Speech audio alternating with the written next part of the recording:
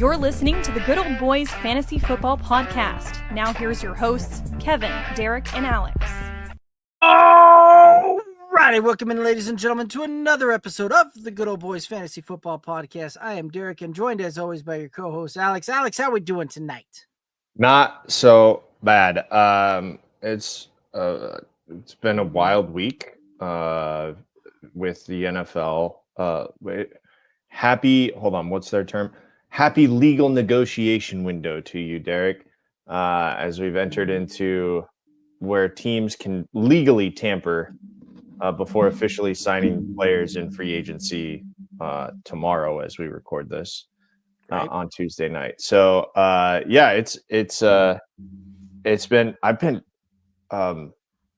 today the time change got to me. I was good on Sunday. I mean, I was a piece of junk on Sunday, but I was okay on Sunday. And then I was okay yesterday. Today is when the time change caught up to me. Has it impacted you? A bit. It has. Yeah. It has a bit. You know, so I had thoughts around this, and we're just going to get right off down a rabbit hole right away here. But Sure, that's not even football related. But anyway, current topic here, right? So the I did some digging into this because I'm like, why in the world? Like I thought this was something that everybody wants to go away, wants to do away with, like make the change happen, all of that. Turns out the reason that they apparently keep daylight savings time is all around efficiency and for energy efficiency and that kind of stuff in there. But the thing that I don't get is that quite frankly, don't worry about trying to do it an hour this way, an hour that way. Just meet it right down the middle. Just do a half hour. Just do it. Change it half hour year round. And that's what the time is. All. Just do it right down the middle. Yeah, right down the middle.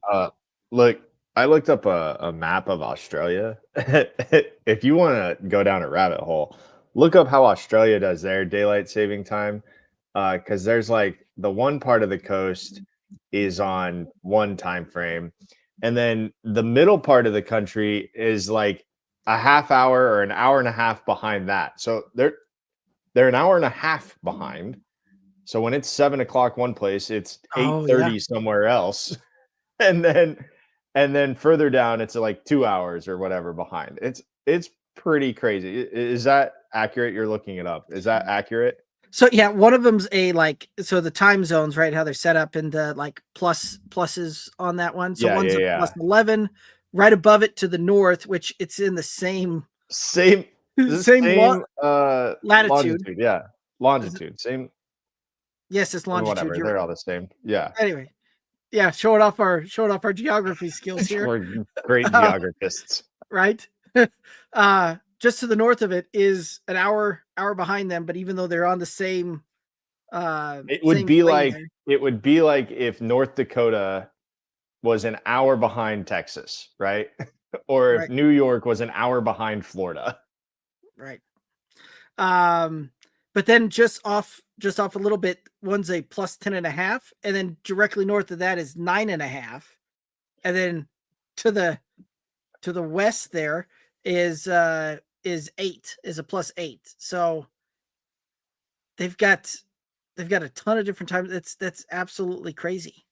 In fairness, I don't think many people live in the plus 10.5, plus 9.5 area. I'm not sure that clocks are very prevalent in those areas. I couldn't tell you. I have not studied the populace down there enough to know one way or another, but most of them live on the coast. Like a giant majority of the people live on the coast. The middle part is actively trying to kill you. I've seen the TikToks about that. So let's get back to the NFL. Okay. Actually, while we're on the topic of Australia, happy race week to those who celebrate. The F1 season returns this weekend. I'll be locked in on that. There you go. So now that we've fully explored a rabbit hole there, let's I think you're right. Let's go ahead and talk some NFL free agency. And this was kind of crazy because like when we were talking last week, we went through all of these different teams that like, oh, we think that maybe the quarterback will be here, or maybe the quarterback will be here. And one of the things that kind of stuck out was the NFC West when Stafford was locked and loaded. We're like, oh, well, this is the one division where the quarterbacks seem to be set and we won't really see much movement here at this position. Nope. Seattle decides to trade Geno and to Las Vegas to then sign Sam Darnold. Yeah, I think that one, I mean, when you think about it from its basic level, Geno Smith leaving Seattle to go to Las Vegas, right? Who is he going to go play for? Yeah, and that makes sense, right? He's So going back there to is Pete. right. So there is some logic, right? There is some sensibility behind that. It's not just why would you hang your hat on Geno Smith? I think Pete Carroll's very comfortable hanging his hat on Geno Smith to a point where he understands that he just needs a stopgap, right? To turn around that culture there in Las Vegas, to get them to play winning football.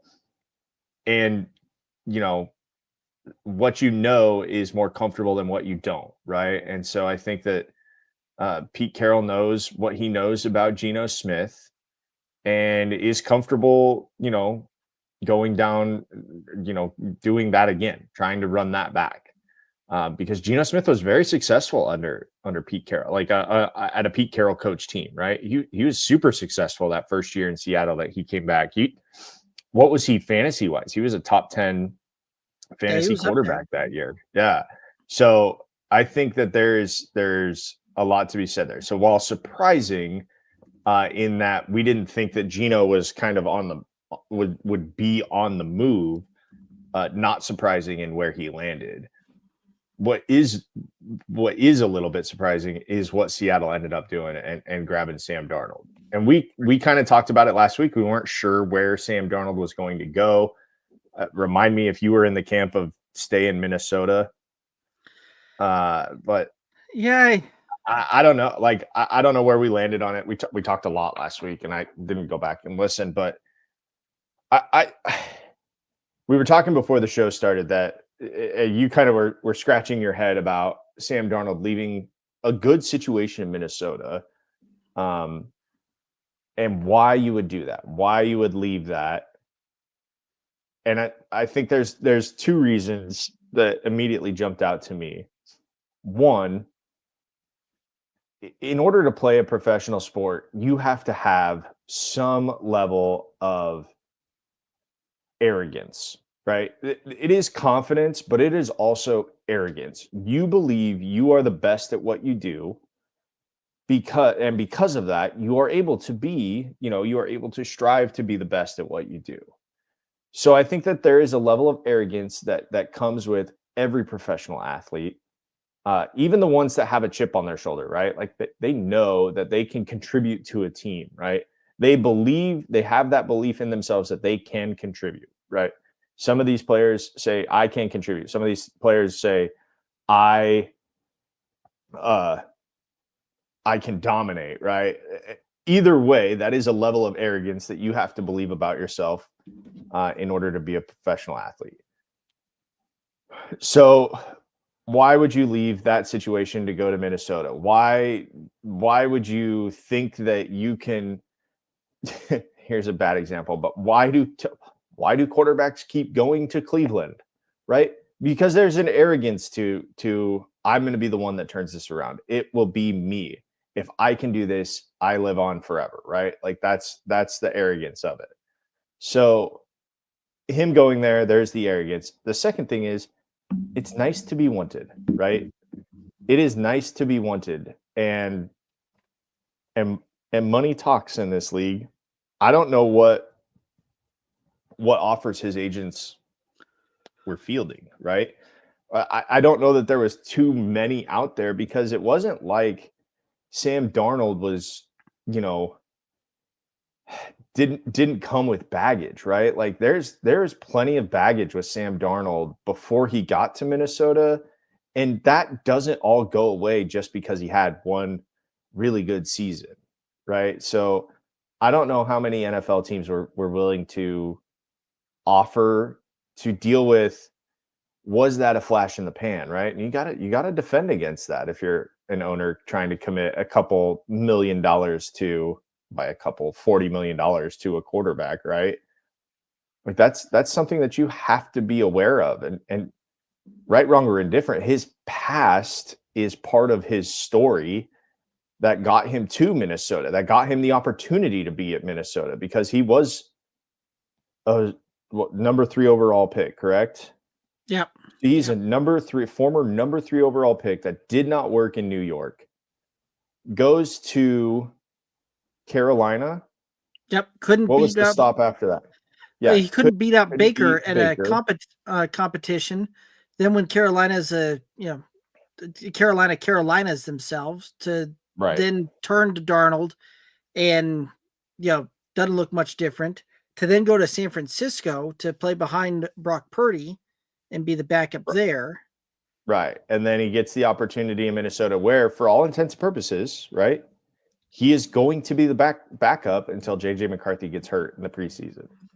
Right. So, like he goes to Minnesota to be in a camp battle to try and be the bridge quarterback at that point. So I think that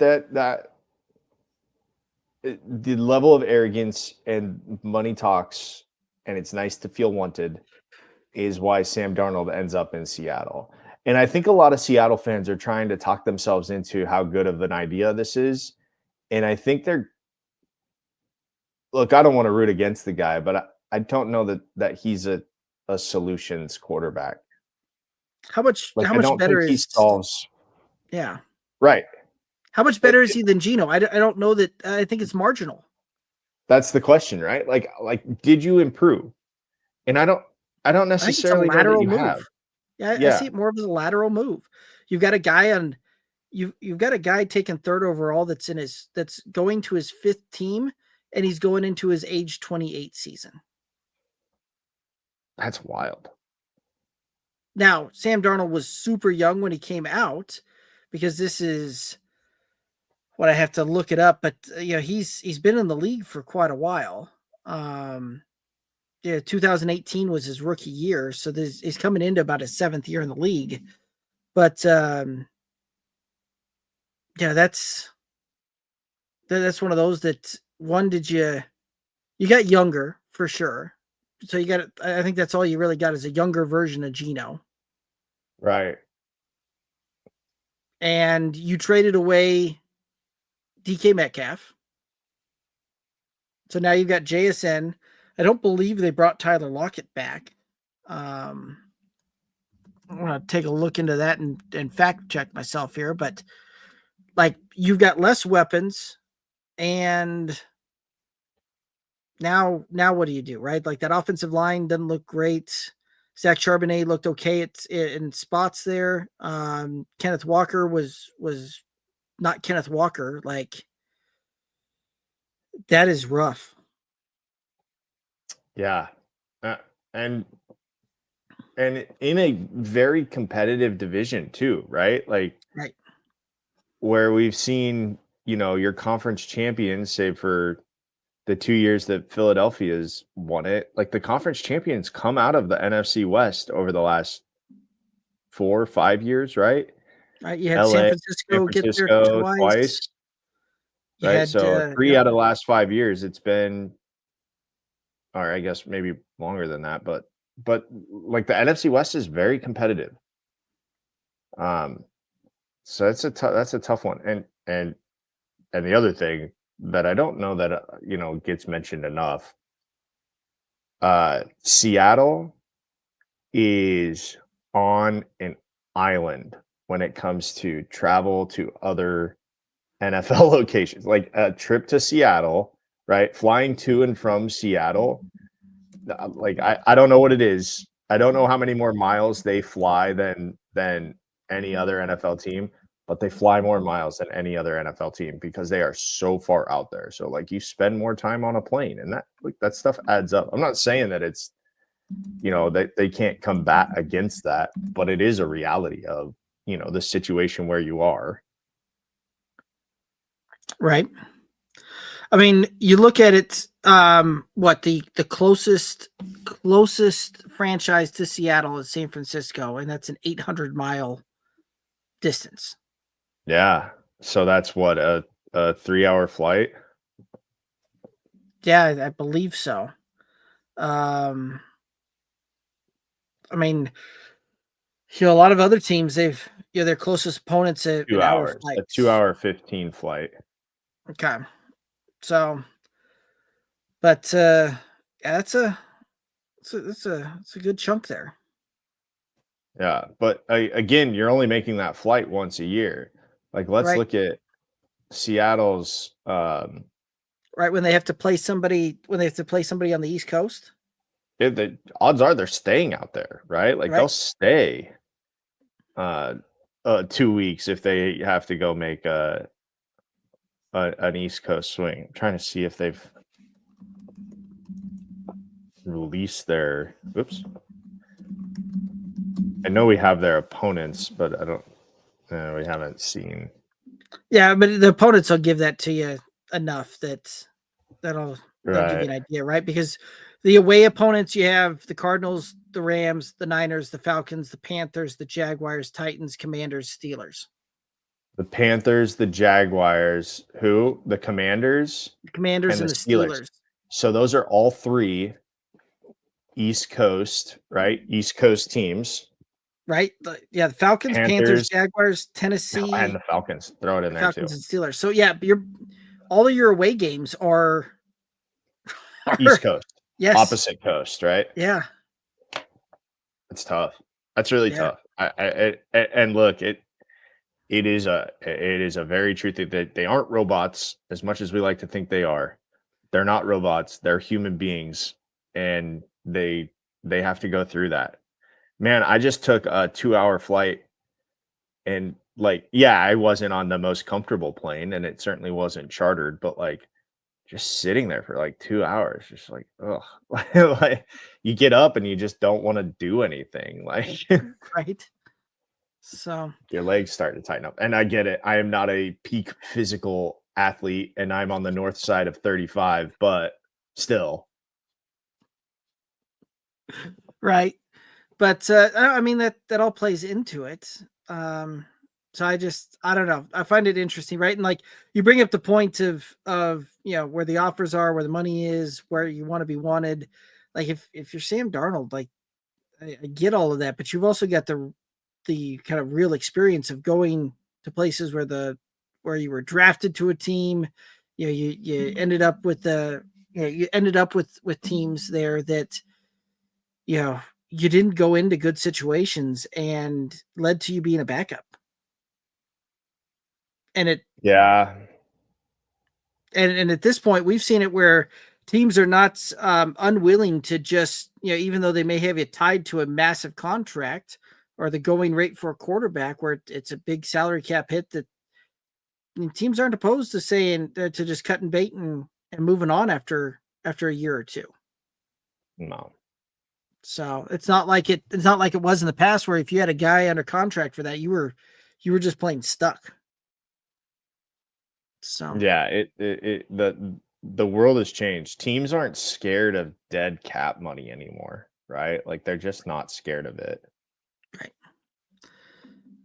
Mike chiming in saying, "Hey guys, hey Mike, thanks for tuning in." So I mean, yeah, that was. Go ahead. I was gonna say I got some other names that have fantasy implications here. I'm just kind of writing some of them down. But let's start. The Jets have quarterbacks. Yes. Well, they have a quarterback, and it's Justin Fields. Does him going to New York make him any more draftable to you? Yeah. If he's the guy, he's a top 10 quarterback. Okay. He's the rushing upside alone puts him top 10. We go back to any of the years he was in Chicago, which those were kind of forgetful seasons with him in Chicago, but top 10 QB performances throughout. So you like that landing spot for him? I don't he could have gone to any landing spot and he'll still be like, I still think that he'll be, top 10 QB type of thing if he plays the whole season, because we've seen that year in, year out that he'll put up close to 1,000 yards on the ground. Yeah, you just needed him to be the guy. Right. Like because in Pittsburgh, he wasn't the guy. It wasn't his team. Right. So, yeah, it's one of those two that he gets. I actually really like this because we've seen that when he has a good receiver, he focuses in and hyper targets that receiver, right? Like we saw that when DJ Moore, and actually, you take that back to, we saw that with Darnell Mooney getting a ton of targets when he was the number one wide receiver that season. DJ Moore, when they were together, like DJ Moore was really good for fantasy. And I really like the prospects of Garrett Wilson there as well. Yeah. Yeah. It does help that you have, maybe they can find some chemistry there.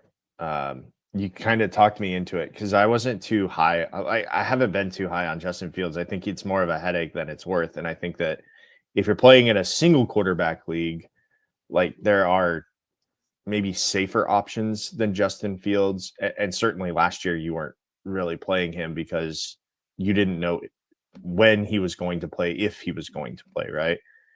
And previous years he was good in Chicago, but man, he was just getting beat up so badly that you were kind of scared to take the risk and play him week in and week out. Right.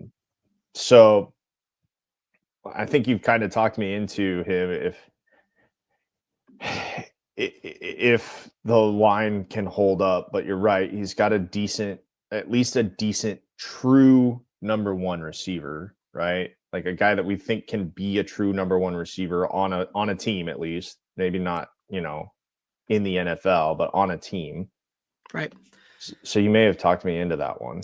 So last year, right? You sit there and think about that weeks 1 through 4, Justin Fields was QB6 through those weeks. Yeah. Like when he was the starter, and it was not a very prolific offense at all there in Pittsburgh with him at the helm, Pittsburgh right? Usually isn't. Yeah. Right. But during that time, he was QB6. Like that's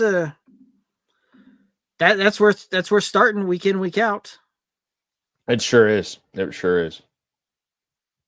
So 2023 was not a very good season there, but 2022 QB6 on the season, and I think 2023 he missed a fair bit of time.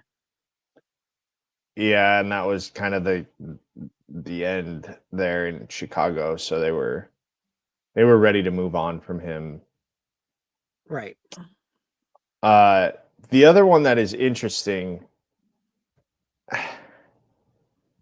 is similar to Sam Darnold, is kind of the trajectory that Daniel Jones is now on, right? Right. Like was drafted highly, was the guy and got more of a run than Sam Darnold did in New York with the Jets.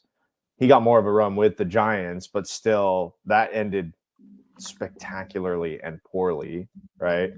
And they were actually kind of quasi teammates last year for the last little bit of it because Daniel Jones signed that, practice squad deal with the Vikings. Right.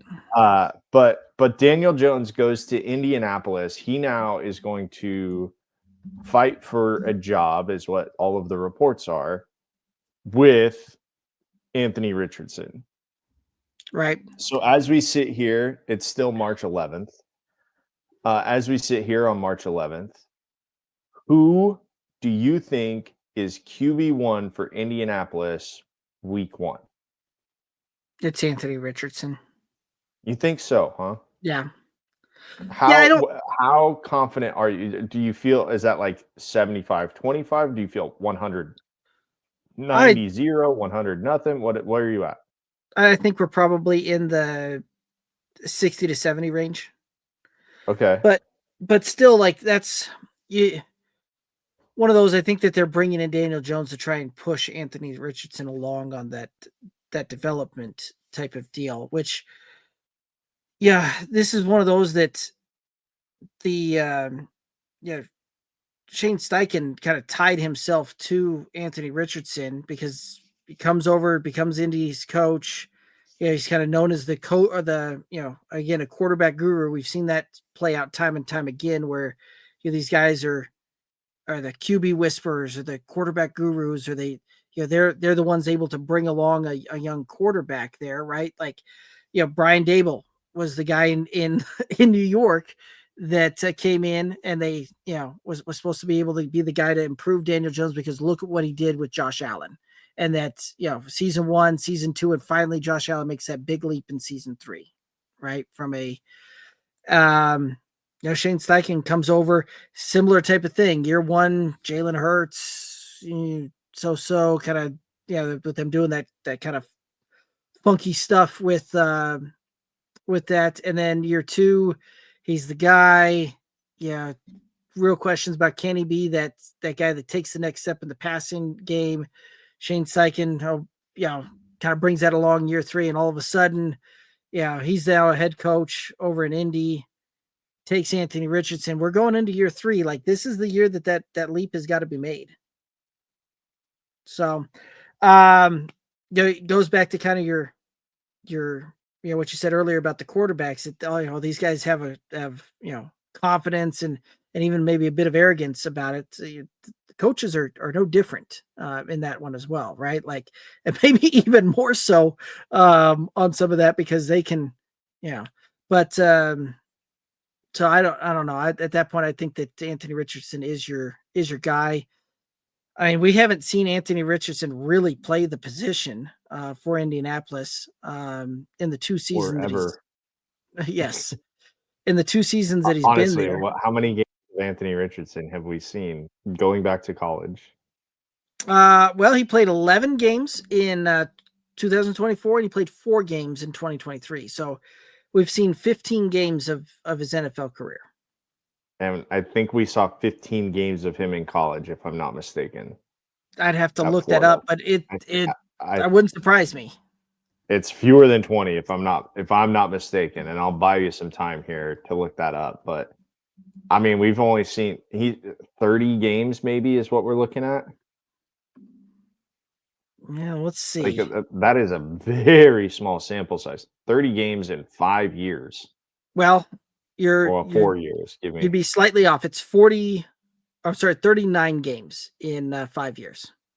Okay, so he played 4 in 2020 as a freshman, or as a redshirt freshman there. In 2021, played 8 games, and in 2022, he played 12. So 24 games in college, 15 in the pros. Yeah, so over the course of 5 seasons, still 39 games. Right. Fewer than 40. That's brutal. Like, tough luck, right? One is youth, right? And he's allowed to play up to 4 as a redshirt. And they did that. And then bursts on the scene. And then it is injury ridden because they hit a little bit harder in the NFL. Like, that comes a little bit different. The way of the world. Yeah. I don't care. You and Kevin will beat your chest for the SEC, and it is a great football league. It is still leaps and bounds slower than the NFL. Right. You think about it. It is leaps and bounds slower, and those guys aren't all as big, right, as they are in the NFL. Yeah, I mean, you think about it from the standpoint that there's, the top 1% of college athletes go on to then, or college football players make it to the pros, and I think that's probably an over exaggeration of that number because I don't even know that it is 1%. I think it's less than that. Probably, yeah. I mean, you get 256 draft picks, throw in maybe another 100 undrafted guys. Yeah, call it 300 to 350 on any given year. Yeah.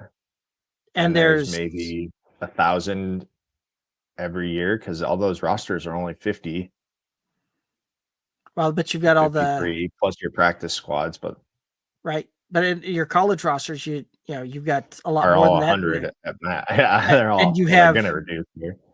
and you have hundreds of schools, Yes. especially when you start filtering that into the division. FCS and D2 and D3. Yeah. Right. So, yeah, I think it's probably less than 1% at that point. Anyway, now that we've To gotten get down back that rabbit to hole, yes, to Daniel Jones and Anthony Richardson, I'm 50-50, man. I think Daniel Jones has a legitimate shot at winning the starting quarterback job. And I think the reason for that is for the reasons that you mentioned. I think Shane Steichen is coaching for his job this year. I think the seat is warm to start and will only get hotter if they keep trotting Anthony Richardson out there and they keep losing. I could see his being the first name that comes up on the unfortunate coaches fired in the midseason list. yeah, maybe Because it's not working. It hasn't worked, and you hope that they can figure it out, but it hasn't worked. So I'm 50-50. I think you bring in a Daniel Jones on a relatively friendly deal to the organization. Let's see if I can find the 1 year, $14 million. Like, that's very friendly for a quarterback. right. And I think that you trot him out there and see what you got, because I do think that Daniel Jones has a lot of good football left in him, and he was serviceable there in New York, right? Like, he was good. They made the playoffs. It's better than what Indianapolis can say under the current guy. So I'm 50-50. I wouldn't be surprised at all if Daniel Jones is QB1 week 1 for Indianapolis. Okay, fair enough. I got some other names here. Do you want to do receivers or running backs? Whichever way you want to head. Let's start receivers. Okay. And we'll go with the first one and probably the biggest one, right? Well, maybe not the biggest one, but the most attention-grabbing one is Davante Adams going to the Rams, and poor Matthew Stafford can just never find a solid receiver to throw the football to. Yeah, I mean, I don't mind this. Does it hurt? Does it hurt him playing opposite of Puka Nacua? You know who it hurts is Cooper Kupp fans that thought that he might come back. Right, and that's the thing that I don't really understand with this one, right? Because you look at the Rams wide receivers and from what we see on the field and what we hear these guys talk about in the culture, that locker room or that room, and their wide receivers are more concerned about setting blocks and blowing people up in the blocking game as much as they are with the with catching the ball. I that's not necessarily that something that Davante Adams is known for in the league that we've seen throughout his career, is that blocking side of that. Cooper Kupp was certainly one of the better blocking wide receivers out there. So I don't know. I think this one here worries me a little bit for the Puka side of things more so than anything else. I think that potentially dilutes that, because I don't know. I don't know what Davante Adams will get there, right? Is this the Davante Adams we saw back in Green Bay side of things? Or is this going to be the Las Vegas Raiders side of Davante Adams? Which he wasn't terrible there, right? Like, it wasn't what season we saw in Green wasn't Bay. Season 1 wasn't bad. Season 2 was something else. Enough to get him to want to leave, right? Like, enough for him to request a trade. Right. Yeah, I think that it works. I think if you're a Matthew Stafford owner, you feel a lot better than Puka Nacua owners. Right, but Matthew Stafford, for fantasy purposes, even with all his weapons, is what, fringe QB1, and probably more likely a QB Yes, 15. because he has no rushing upside, unfortunately. So it does take that. But let's be honest though, like you can get him late, right? In redrafts, like, or you may not even have to draft a Matthew Stafford. And yes, I get that you probably want, you may not want him in single quarterback, but you tell me that he's not a great QB2 or a super flex option, like I'd take him, and you can get him probably for late because there is no rushing upside.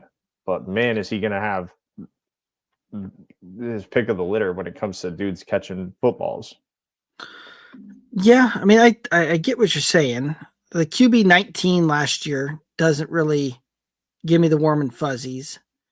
QB 15 in 2023 doesn't really give me warm and fuzzies.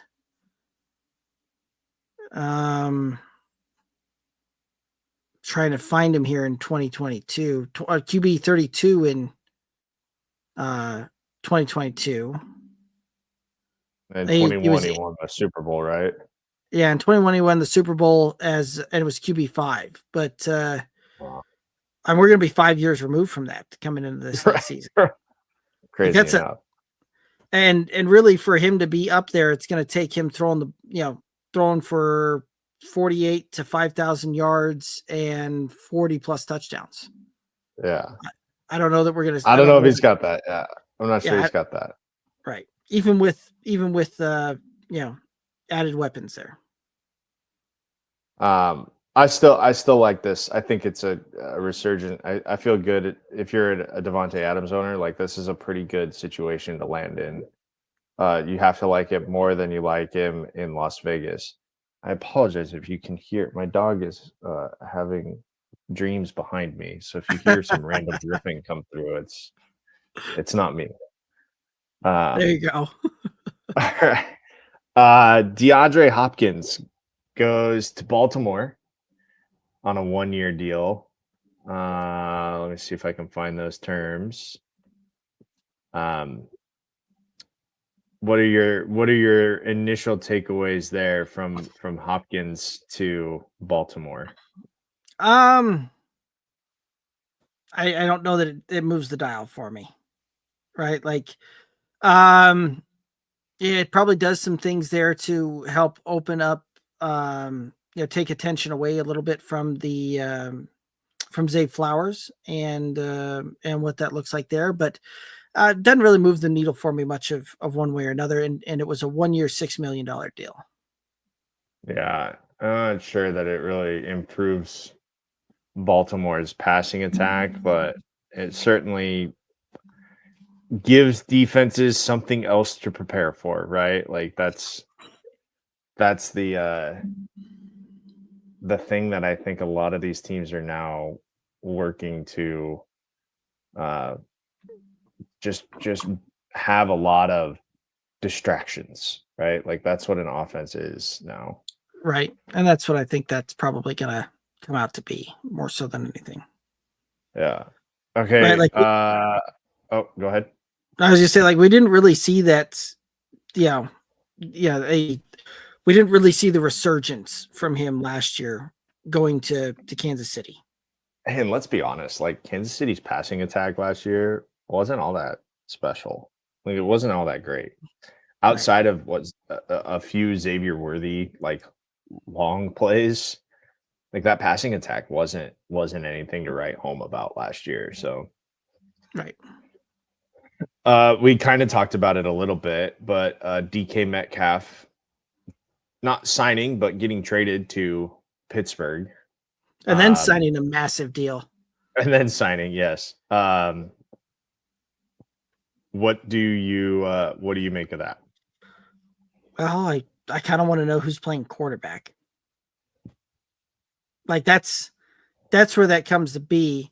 Now, the thing that probably helps this one is the fact that Arthur Smith is still the offensive coordinator there. Mm-hmm. And we saw DK's teammate back from Ole Miss thrive in Arthur Smith's philosophy when they were down in Tennessee. And of course, I'm talking about AJ Brown, where the play action pass, is able to then set that up and get him open and get him more in space and do some things there. So I think that probably helps him out there. But again, right, like kind of want to know who's going to play quarterback in Pittsburgh. Seen some, it seems like Aaron Rodgers is a candidate there, but haven't really seen a lot of other things kind of popping off the page on that one. Yeah, I think it is interesting. Again, you're only as good as the guy throwing you the football. You can only be as good as the guy throwing you the football. More so, like you're so dependent as a receiver. If you're a Pickens owner, this one makes you scratch your head and go, "What the f?" Because that's going to take away some targets from your guy there. And actually, but it may do all right there, just simply from the standpoint that you let Pickens play more the gunner role and more that Z type of role. So if you can have it, we've seen it where Justin Jefferson and Adam Thielen, right, in Minnesota, where that worked, right? Justin Jefferson was the top receiver, I believe, that year, and Adam Thielen was like right behind him. So it works, and it works in a way that you take pressure off one guy because defenses can't have to decide who they're going to try to, prevent from beating them, right? I'm a little nervous about the run game in Pittsburgh, but I think they'll figure that out because they kind of always have. Right. But when it comes to the passing game, like there's options for whoever's at quarterback, and you don't have to key in on one guy every single play, right? You can give a guy a series off and just have him out on the field running routes as a distraction. So I would be a little peeved if I was Pickens owners, because I do think that targets go away, especially with Freiermuth still in the mix, right? And getting into what we call kind of the sweet spot for tight ends. That'll be year 3, won't it? For Freiermuth? I think he may be in 3 or 4. Yeah, I think it's going to be 4. But again, right, like it's all going to come down to who that quarterback is. Yeah. Honestly, that might be who gets a big bump there is Freiermuth if Rodgers comes to town there. Yeah. Yeah. That would be something. And by the way, this would be his 5th season. I just looked at it. Oh my goodness. Really? Wow.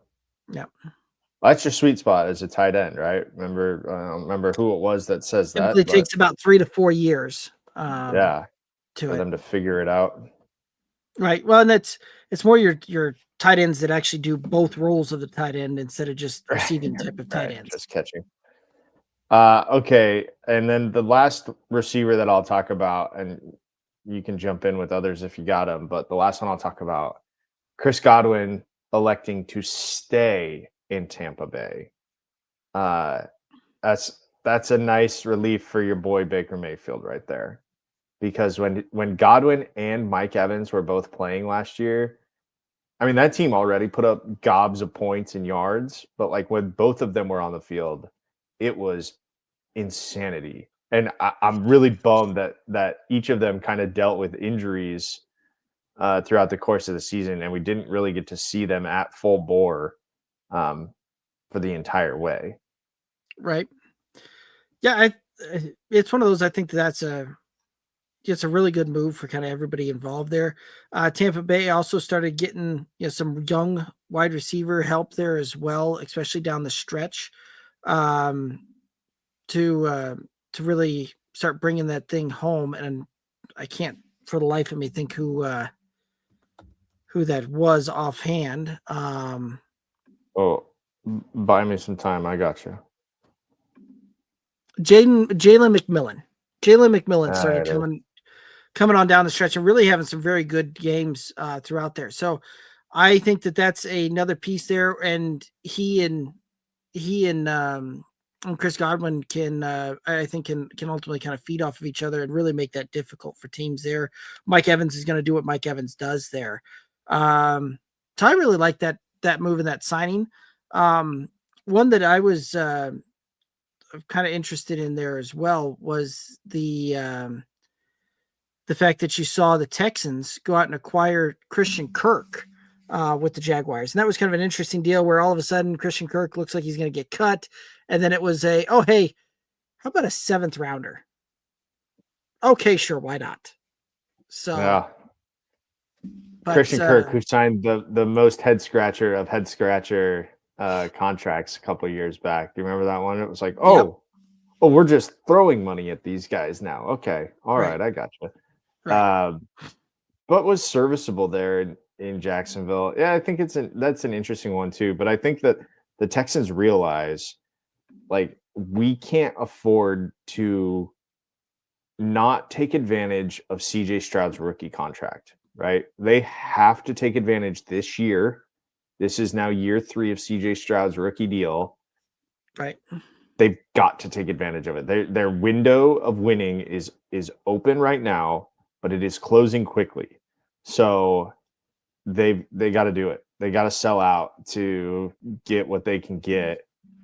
And hopefully Stephon Diggs stays healthy.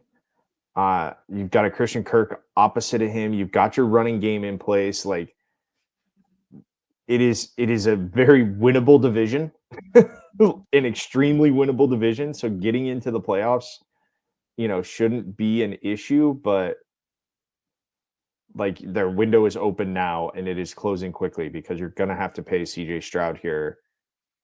I mean, the contract won't take effect until year 5, right? Or after year 5, but like that's 2 years. We're 2 years away from that. Right. Well, and it'll be interesting too, right, to see where Stephon Diggs ends up, right? Because he's a free agent as well. Free agent, yeah. Yeah. Coming off the injury. Yeah. So basically, they make the trade last year for Stephon Diggs to bring him in on the last year of his deal.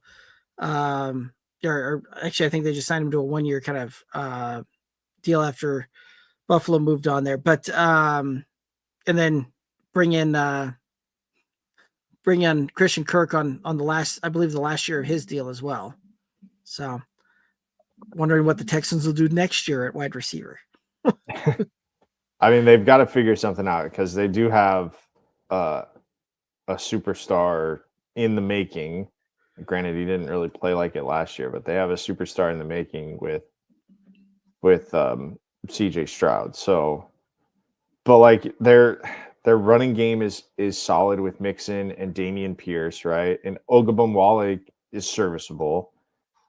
And now here's their receiver room, which they're gonna have some tough decisions to make, I think. As it sits right now, Nico Collins, Christian Kirk, Stephon Diggs, Tank Dell, Braxton Berrios that they just signed, John Mechie III, Robert Woods. They've got 12 receivers listed on their depth chart right now.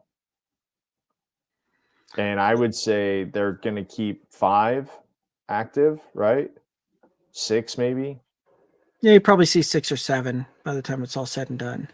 So you'll have a bunch of those guys play special teams and they run a lot of 3 wide receiver sets anyway. So you'll probably have kind of their base.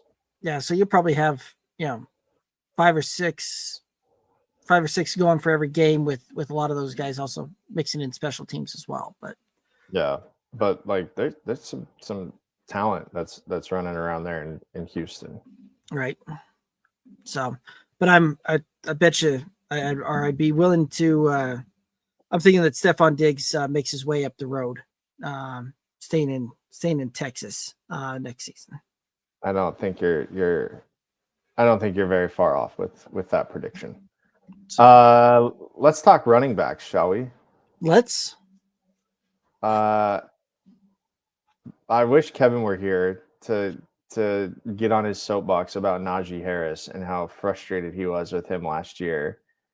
And how much he wanted to sell Najee Harris. And I wish I could got his thoughts of him moving to the Chargers. And if that maybe turns his thinking a little bit.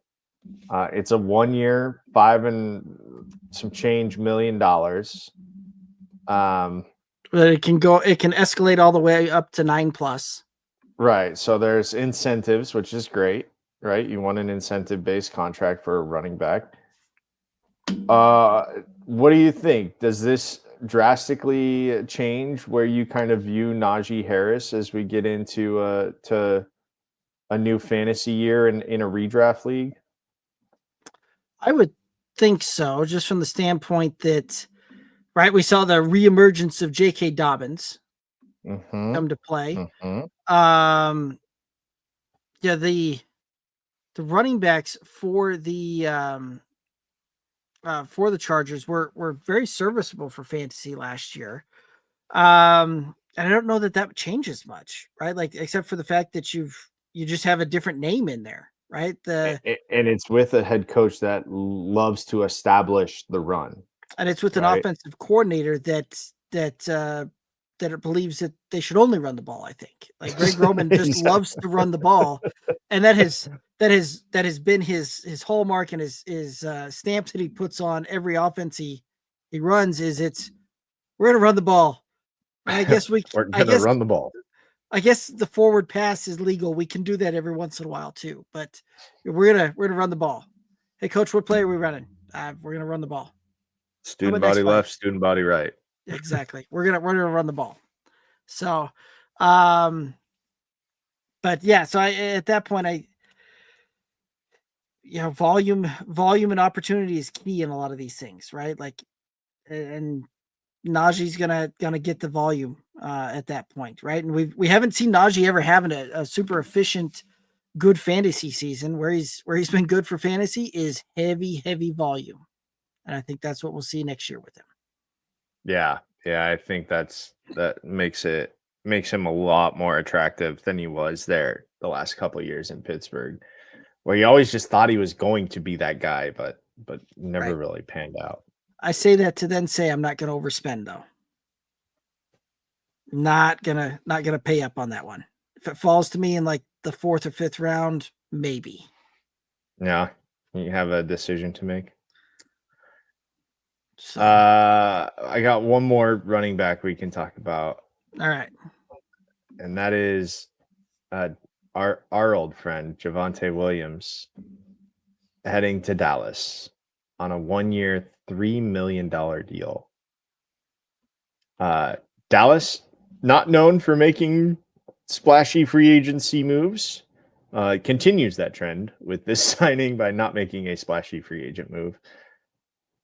But you got to think that Javonte Williams is going to get some run there in Dallas, right? Because they could not figure out the running back position last year. It got so bad that they brought Zeke back. Rico Dwaddle had a serviceable deal for them down the stretch and to end the season there, but that's fair. Javonte had the massive knee injury there in 2022, right? And you don't really expect guys to bounce back on that in the year coming back, short of Adrian Peterson type of thing. Last year would have expected to see a little bit more so, but I don't know, it didn't seem like Sean Payton really wanted to utilize him on that one. We didn't necessarily seem to see the same juggernaut Javonte that we'd seen in the past, where he was, hitting guys and still getting 3 or 4 yards on top of it type of thing. So, I don't know. It's kind of a meh kind of move for me. The Cowboys are still going to go out and do something, and I wouldn't be surprised to see Dallas go out and spend a 1st-round draft pick on a running back. Well, yeah, I think they're spot on with that. I think a running back is the first order of business there. And I think that's what they're going to do in Dallas is draft a running back in the 1st round. Do you have any thoughts on who that might be? I mean, I don't know. I my thoughts that I think Genty is going to be overdrafted. In both Dynasty and the NFL, but we'll kind of see what that looks like here. as we start getting into our rookie prospecting. Yeah. So, but yeah, I think that one may get a little overdrafted. Yeah. On that one. So those are all the players I wanted to talk about. You got other players? I really don't have anything else that kind of jumps off the page, right? Like we talked about Saquon and him rocking and rolling and his massive deal last week. The Giants actually have somebody, if they were to play a game tomorrow, that could catch the ball from under center. Tommy DeVito is back for everybody in New York there. Let's see. Aaron Jones re-signed, and I think that I think the Vikings kind of overpaid on that one, to be honest. 2-year, $20 million deal with 13 guaranteed. But I guess when you get your guy, you get your guy. Yeah. So, but no, go ahead. I got one that doesn't have a fantasy implication, but it is rather funny. A few weeks back, a prime defensive player requested a trade. Do you know who I'm talking about? Oh, yes. I found that very interesting that it was requested a trade. Their article starting to circle around and say they're prepared to sit out, not going to play, all of that kind of stuff. Once out. Ownership says we're not going to talk about a contract. No, That's not happening. Right. To then all of a sudden Sunday morning. Right. To all of a sudden, change.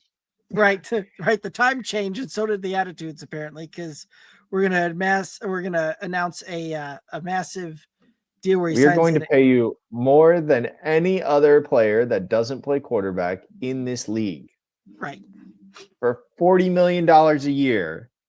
And what does Myles Garrett do? Yeah, I'll stay in Cleveland. For 40? Okay. Excuse me? 40 mil? You say 40? All right. Yeah, no, I'm good. Right. So yeah, that was interesting. So I do like what Jordan's saying here. He does say, sup, good old boys. 40 million reasons. Jordan says 40 million reasons to have a change of heart. That's about right. I think for the record, if you paid me $40 million, I'll go live wherever the hell you want me to.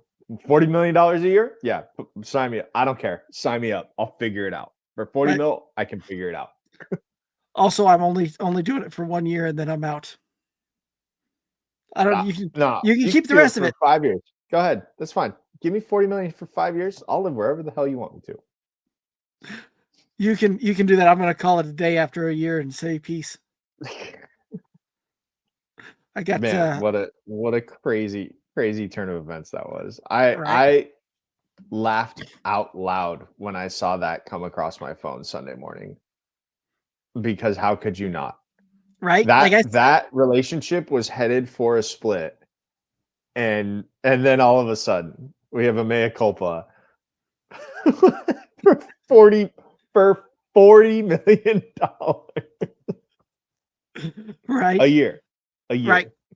And that was, oh man, that was interesting, because I sat there and I was like, man, who would even how's this going to play out? Like, I was starting to have some of those thoughts on Saturday after I kept reading report after report after report, to all of a sudden on Sunday, I'm like, what?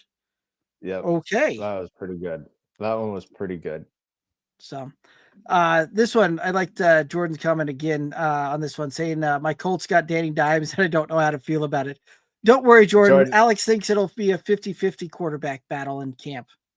I if you missed it earlier, Jordan, I think it is 50-50 that Daniel Jones is QB1 week 1. Like, I genuinely think he has a real legitimate shot at winning that quarterback battle. I don't think they brought Daniel Jones in on a $1 million or a 1 year $14 million deal to back up Anthony Richardson. There's the dog that was sleeping earlier. Well, it was really funny, and she just all of a sudden saw the head just kind of like Yeah, just appear out of your ear kind of thing. Behind me, yeah.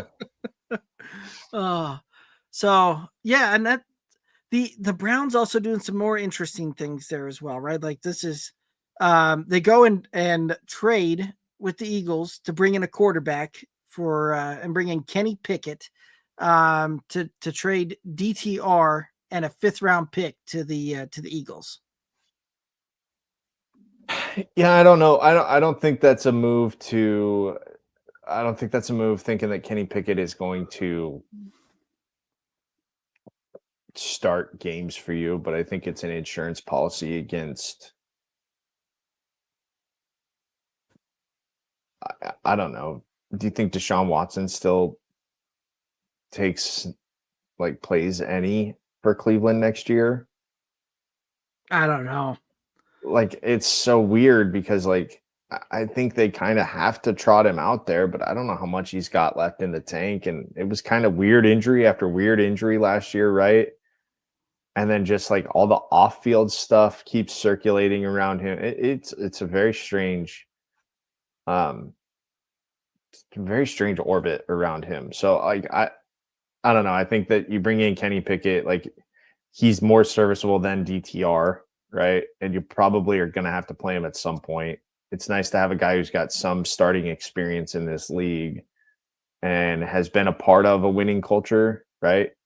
Or Right. maybe they just brought him in because they want to, figure out how to beat Mike Tomlin, right? Like, Right. maybe that's why they brought him in. Who knows? Which, like, let's not. If you think that NFL teams aren't that petty, you're lying to yourself. They are that petty. They will do whatever they can to gain an advantage. And if that means bringing in a guy who used to play for one of your division rivals, they'll do it. Right. I'm just trying to think on how they maneuver that, because it does look like after the 2026 season that they're done with Deshaun's contract. So I don't know. And if you're going to go out and get a rookie quarterback here, right, you're going to have 3 guys in that locker room. Yeah, I don't know that you draft quarterback. I don't know that they draft quarterback here because again, this class not great. So True. maybe you're holding out. No, and Pickett's a stopgap. I mean, you're right, but at the same time, if you're paying somebody $40 million a year that's not your quarterback, you pretty much got to have a rookie deal in place to be able to afford the rest of your roster. So I think that you bring in $40 million a year because Myles Garrett just became the face of your franchise, right? He is what your quarterback should have been. And so you're going to spend that money elsewhere. You're right. It will be a rookie deal, but it doesn't have to be a rookie deal this year. Look, they're not in a win now window. I think they're in a buying time window, and they just gave Myles Garrett $40 million because they could. One, they could, and two, they needed somebody to be the face of that franchise while they are figuring out what's going on offense. Fair enough, because you've got real questions to figure out what you're gonna do there, right? With the the quarterback, you've got big questions to figure out at wide receiver. Your offensive line is so, and your running back room, right? Like Nick Chubb, still coming off of that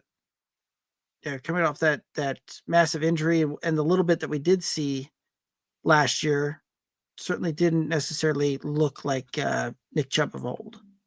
Yeah. I think this is a project on offense. I think the good thing is that probably ownership understands that they saddled Kevin Stefanski with this mess, and he might get the grace to work through it once the mess has been cleaned up. But I think that this mess is going to be there for at least another 2 years. on offense. So why not try to win some games with your defense? Yeah, I mean, I don't know. It is a mess. Like I'm looking at their depth chart right now, and it's gross. It's really gross. And I'm seeing other reports that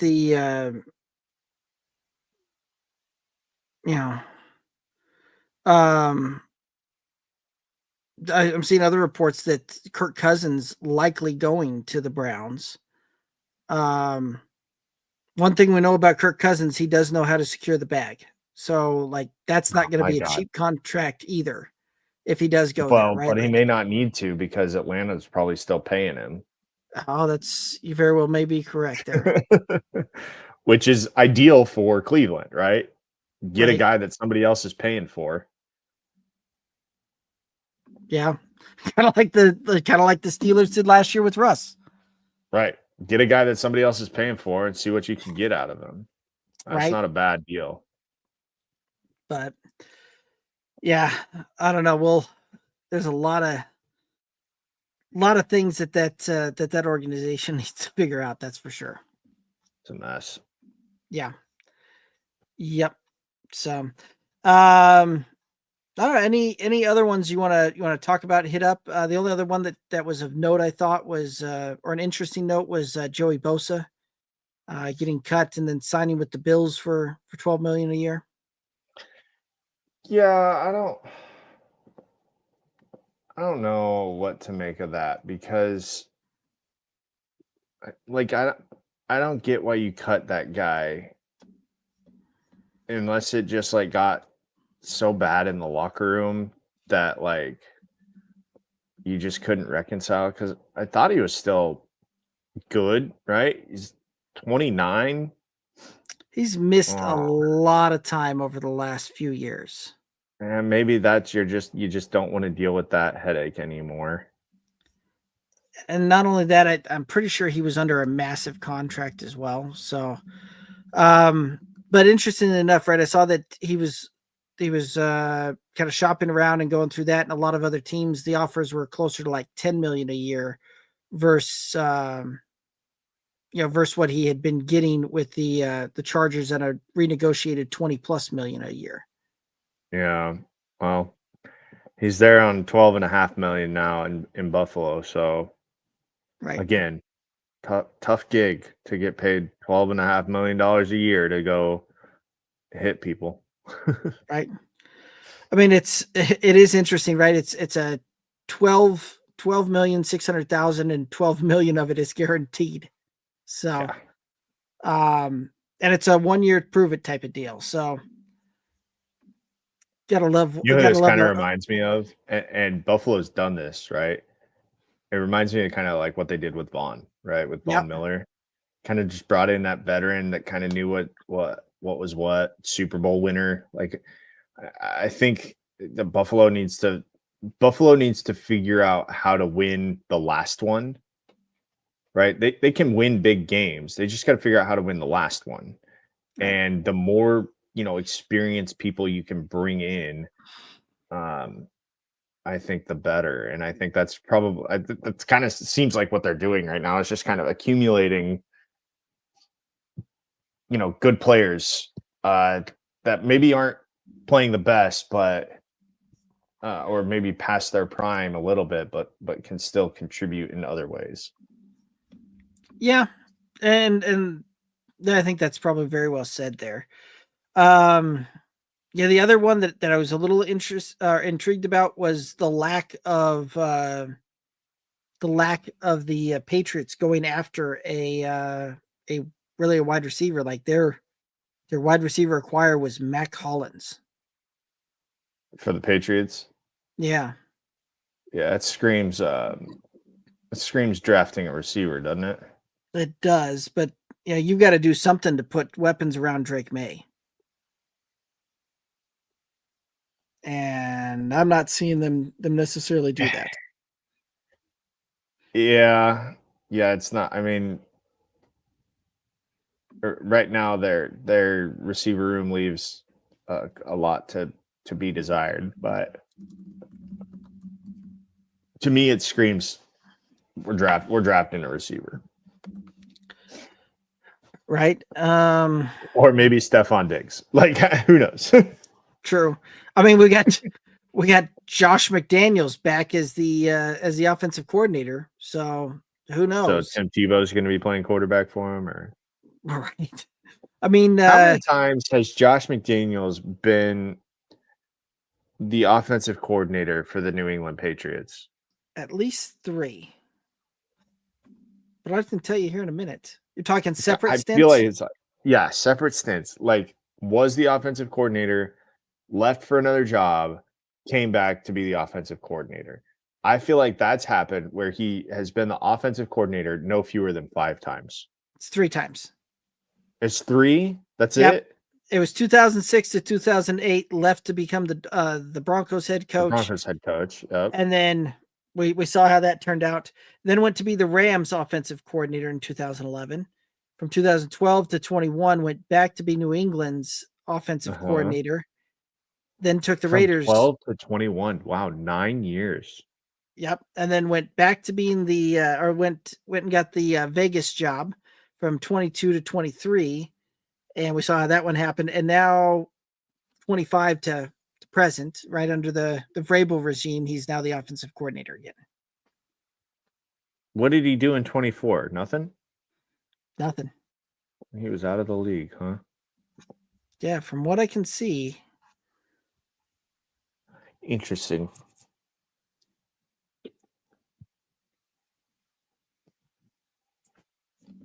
You know, it's one of those that when you're getting that head coach money, you don't necessarily, they still got to pay you out on most of those contracts, and so yeah, he's only serving 2 of the 5 years that they signed him to.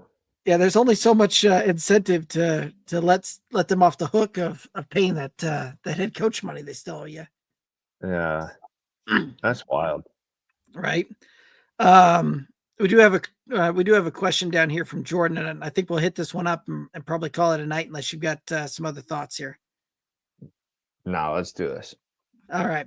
So Jordan asking, would you guys rather keep DK at a 4th round or Shakir at a 12th round? Can you ask me this question after we know who's playing quarterback in Pittsburgh? I know that kind of sounds like a cop out, Jordan, but like it is super dependent. We talked about it a little bit earlier. Like Metcalf to Pittsburgh is really, really intriguing. If Aaron Rodgers is the quarterback, is it as intriguing as if Russell Wilson is the quarterback? Is it as intriguing? Like if they draft a quarterback, oh God. So I don't know what his value is at this point because I don't know who's throwing him the football. Yeah, I mean, if I have at 12th is really nice, right? If I have to make a choice tonight, I'm going to take the Shakir at the 12th just because I know what Josh Allen is going to provide at the quarterback. I don't know who's going to catch the ball besides DTR. Or no, it's not even DTR. It's I have to look up and see who the 3rd string quarterback for the Steelers was last season. Oh. Who was it? I don't even know. Yeah, I'm trying to look that up now.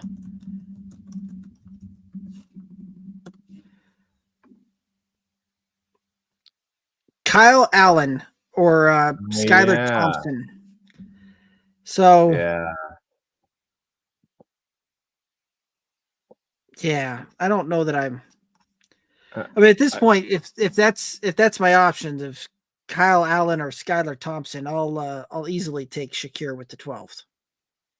But yeah, good. I think as this question is asked tonight, Shakir at the 12th is a steal because I still think that you might get DK for that 4th round pay up there. Like he might go 3rd round just because I think there's going to be the intrigue of new situation and people who are in fantasy leagues. love to fall in love with the idea of a player in a situation more than what the actual reality of a player in a situation is, right? We fall into that trap. We love to, oh my gosh, he's going to be in such a good situation. And yeah, like sometimes that'll be true, but like you don't know what you don't know there. So you do know what you're getting with Shakir in Buffalo at a 12th, where I think that he probably is valued in that fourth round, where I think DK is probably appropriately valued as a fourth, maybe a third. So like your advantage there is an 8-round win versus potentially a 1-round, right? Potentially 1-round difference, right? For DK. And oh, by the way, I went and looked it up. I think the only quarterback under contract right now in Pittsburgh is Skylar Thompson.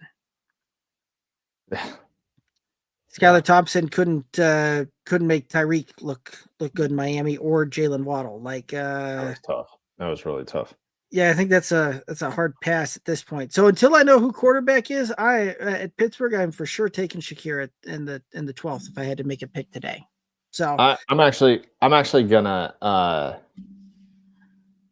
I talked myself out of waiting.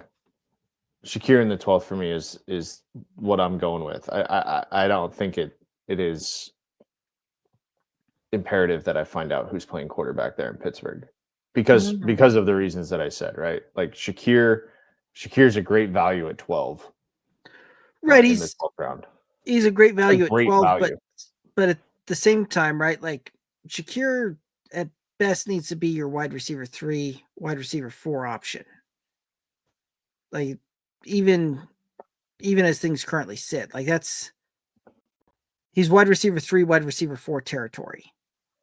If a DK can be fringe wide receiver 1 territory should the situation fall right. So at that point, and like we've talked about before, the top 12 guys that were drafted at the wide receiver position last year, only half of them finished in the inside the top 12. Like that was a very volatile position.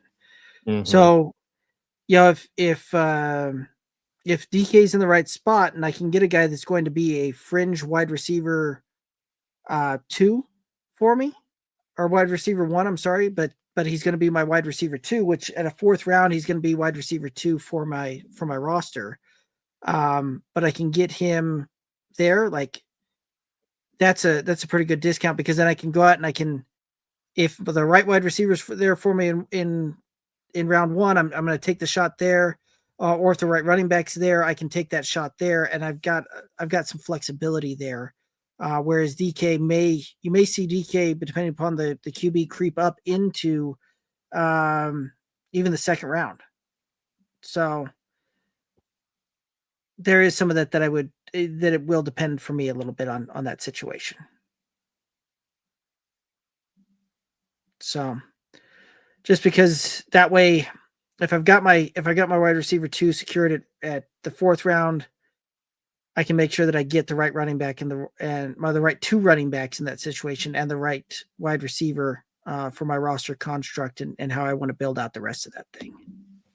So, but yeah, there's a lot to go into that because if, for instance, if there's I'm trying to think of a quarterback that absolutely becomes an instant no if he lands in Pittsburgh there.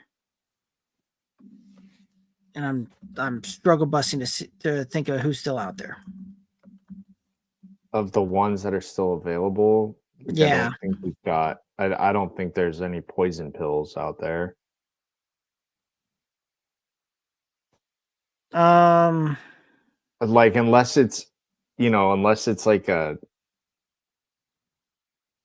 I don't want to say his name, but like dudes that have kind of worked their way out of the league.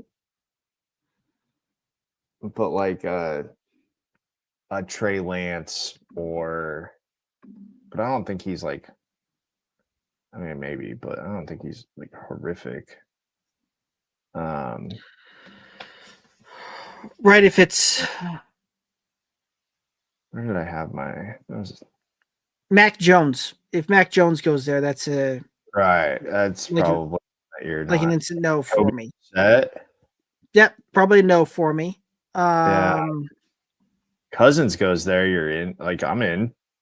Yeah, I'm more I'm probably in. I'm hoping that we see a different Kirk Cousins that we saw a lot of last year in Atlanta, but yes, I'd be in on that one. Yeah. Russell Wilson is back at maybe.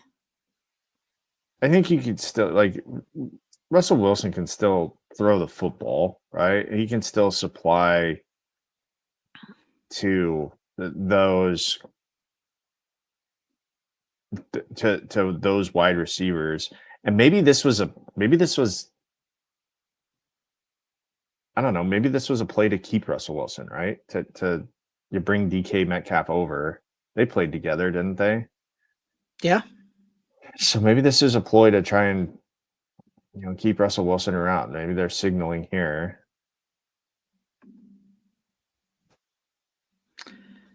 About Jordan, like Jameis Winston. He's not linked there, but yeah, I don't think they'll go that route, but yeah, I think Jordan summed that up probably pretty good for us there. That anyone other than Rodgers and Wilson probably doesn't help TK much. yeah. I think you're probably right on Carson that. Wentz. Nope. Nope. Carson Wentz doesn't do it for you. I don't think the QB makeover in Kansas City has resurrected that one. Yeah. So, all righty. But any final thoughts out there for the viewers and listeners? Oh, we promised that we were gonna do our what was it? Fantasy league manager, commissioner. The Commissioner's Corner. The Commissioner's Corner. Thank you. I knew we had a fancy name for it. We promised we would do that. We didn't feel it was right to not include the commissioner of the home league while we talked about that.